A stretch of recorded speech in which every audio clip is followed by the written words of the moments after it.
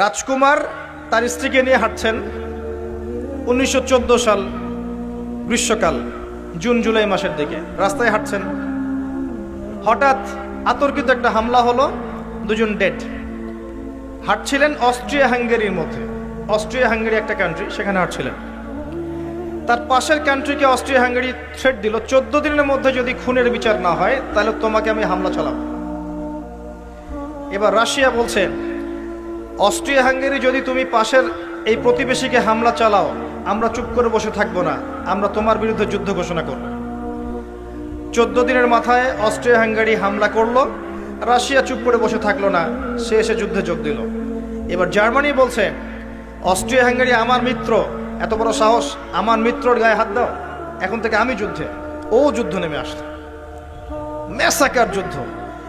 এই পাশ থেকে, বাম দিক থেকে ফ্রান্স বলছে, রাশিয়া আমার বন্ধু, এত বড় সাহস, জার্মানি তোমার, রাশিয়ার বিরুদ্ধে যুদ্ধে যাও, আমি তোমার বিরুদ্ধে আছি।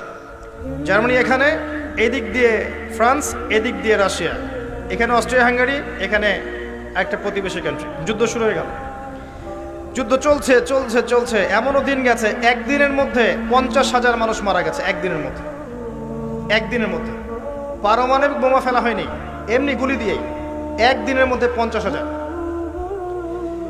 বেলজিয়ামও জড়িয়ে গেল। পরে এদিকে আছে সমুদ্র, এদিকে আছে ব্রিটেন। ব্রিটেন ফ্রান্সের মিত্র, সে বলল যে আমার মিত্রকে এত বড় আঘাত, আমি চুপ করে বসে থাকবো না। সে চলে আসলো তার নেভাল পোর্ট নিয়ে, ও যুদ্ধ অংশ নিয়ে নিল। শেষমেশ এদিক থেকে আমেরিকাও যোগ দিল। ম্যাসাকার অবস্থা। এই যুদ্ধে আবার অটোমান এম্পায়ার যারা ছিল, এরা আবার জার্মানির পক্ষ নিল।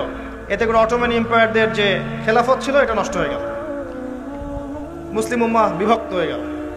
একটা ঘটনাকে কেন্দ্র করে, ওই যে রাজকুমার আর তার স্ত্রীকে হত্যা করা, 5 থেকে 6 বছরের ব্যবধানে 3 থেকে 4 কোটি মানুষ মারা গেছে। 5 থেকে 6 বছরের ব্যবধানে 3 থেকে 4 কোটি মানুষ মারা গেছে। এটা প্রথম বিশ্বযুদ্ধের সংক্ষিপ্ত ইতিহাস। কি বুঝলেন? নবীর হাদিস, শেষ জামানে হারাজ বাড়বে, হারাজ, হত্যাকাণ্ড বাড়তে থাকবে। যে মারবে সে জানবে না কেন মরলাম, কেন মারলাম, আর যে মরবে সে জানবে না কেন মরলাম। ইউরোপিয়ান সিভিলাইজেশন এখন বলে এটা ছিল ইউরোপের সুইসাইড, আত্মহত্যা। ওরা নিজেরাও বোঝেনি কি জন্য যুদ্ধে গিয়েছে।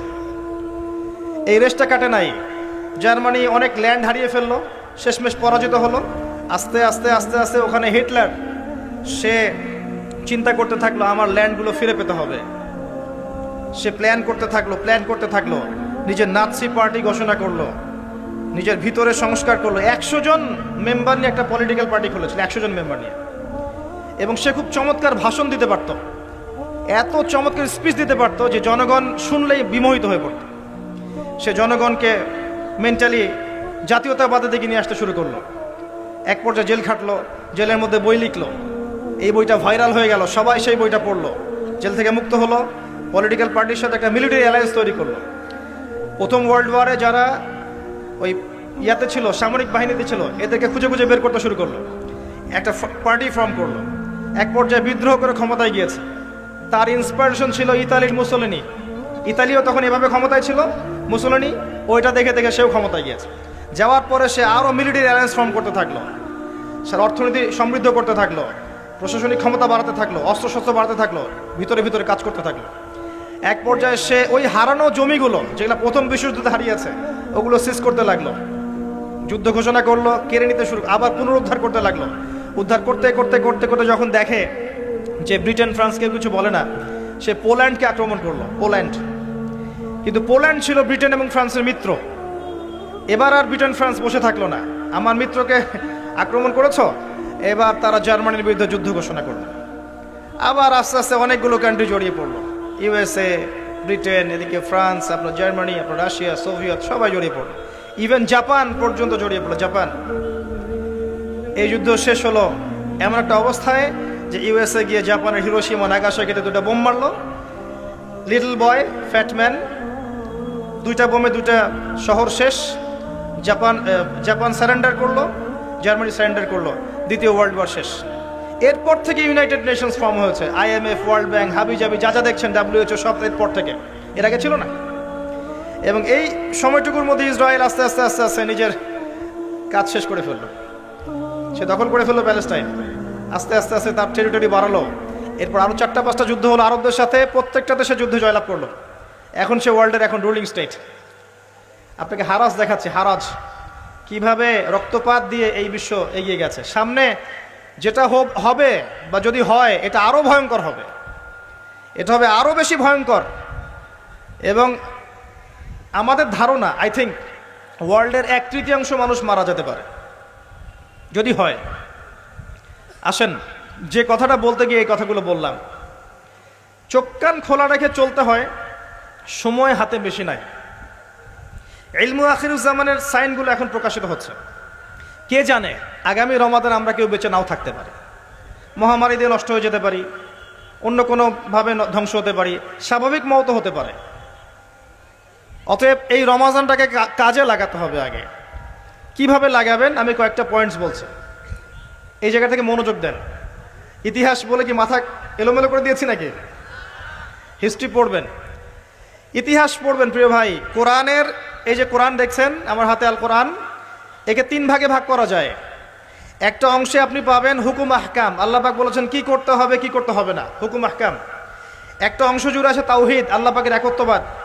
আর একটা অংশ জুড়ে আছে ইতিহাস, নূহ আলাইহিস সালামের ইতিহাস, আদ জাতির ইতিহাস, সামুদ জাতি, ইব্রাহিম, মূসা আলাইহিস সালাম, ঈসা আলাইহিস সালাম, শুআয়ব, আপনার ইউনুস, যুলকারনাইন, সব ইতিহাস। কোরআন ইতিহাস দিয়ে ভর্তি। পুরো বিশ্বের ইতিহাসটা পড়েন এবং ইসলামের ইতিহাসটা পড়েন, আপনি একটা জিনিসই ফাইন্ড আউট করতে পারবেন। আমি ফাইন্ড আউট করেছি একটা জিনিস, একটা, অনলি ওয়ান। সেটা হচ্ছে যে আল্লাহ পাক কখনো জালেমদেরকে সহ্য করেননি। যখনই যে জুলুম করেছে আল্লাহ পাক একটা নির্দিষ্ট সময় পর্যন্ত অবকাশ দিয়েছেন, অবকাশ। এরপরে এর চেয়ে বড় জালেমকে এর উপর চাপিয়ে দিয়ে তাকে ধ্বংস করে দিয়েছে। আপনাকে জিজ্ঞাসা করি, যদি জাপানে যে বোম পড়েছিল 2টা, ওদের কি দোষ ছিল? কি দোষ ছিল? জাপান একটা নিরীহ কান্ট্রি মনে হয় না? কি দোষ ছিল? এখন তো তারা আমেরিকার বন্ধু। কি দোষ ছিল? আপনি জাপানিজদের ইতিহাস পড়েন, ওই বিশ্বযুদ্ধের আগে জাপান যা জুলুম করেছে চাইনিজদের উপরে, ইন্দোনেশিয়ানদের উপরে, এই বার্মিজদের উপরে, মেয়েদেরকে গণহারে ধর্ষণ করতো, বাচ্চাদেরকে হত্যা করতো। দেখেন, এক জালেমকে আল্লাহ পাক আরেক জালেমের হাত দিয়ে শায়েস্তা করে দিয়েছে। আল্লাহর সুন্নাহ। আল্লাহ পাক যে এত কৌশলী, ওয়া মাকারু ওয়া মাকারাল্লাহ ওয়াল্লাহু খায়রুল মাকিরিন। তারা কৌশল করে, আল্লাহ, তারা ষড়যন্ত্র করে, আল্লাহ কৌশল করেন। আল্লাহ পাক শ্রেষ্ঠ কৌশলী। হিস্ট্রি পড়েন, আপনি বুঝতে পারবেন যে জুলুমের কোনো স্থায়িত্ব নেই পৃথিবীতে। আল্লাহ পাক আমাদের সবাইকে বোঝার তৌফিক দান করুন।